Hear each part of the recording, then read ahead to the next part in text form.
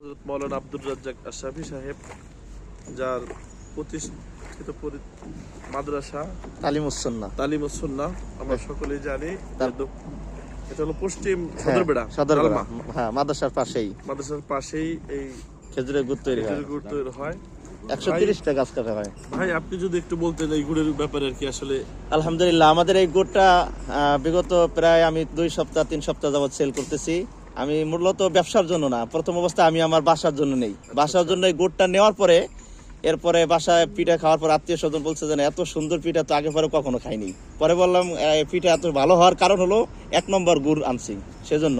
এরপরে আমার নিজস্ব লোকরা গুড় নিল, নেওয়ার পরে আলহামদুলিল্লাহ অনেক সাড়া পড়ছে, অনেকে চাইলো। এরপর আমি ফেসবুকে একদিন লাইভ দিছি, ভিডিও দিছি। এরপর দেওয়ার পর আলহামদুলিল্লাহ অনেক সাড়া আসছে। এখন আমার কাছ থেকে যদি কেউ গুড় নিতে চায়, কমপক্ষে হলেও 2 দিন আগে অর্ডার করতে হয়, এছাড়া আমি দিতে পারি না। কারণ আমাদের 130টা গাছ কাটে, এর ভিতরে 130টার ভিতরে রোজ হয়তো ভাগে পরে আপনার জিরেন দেওয়ার পরে 50 থেকে 60টা বা 70টা গাছ কাটা পরে আমাদের রস হয় আপনার যে 30 থেকে 40 হালি রস হয়।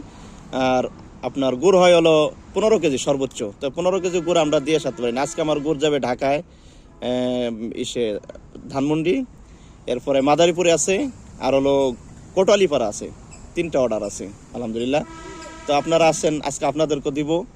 আপনারা যারা নিতে চান 100% পিওর গুড় আলহামদুলিল্লাহ এখান থেকে নিতে পারবেন, এবং নিঃসন্দেহে নির্ভেজাল গুড় আপনারা খাইতে পারবেন এখান থেকে নিয়ে। কোনো ভয় নাই, আপনারা নিশ্চিন্তে নিতে পারেন 100% পিওর গুড়টা। আমাদের এই লোকেশন তালমা, নগরকান্দা, ফরিদপুর।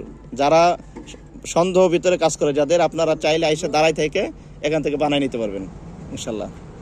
ধন্যবাদ আব্দুর রাজ্জাক আশরাফী সাহেব বড় ভাইকে।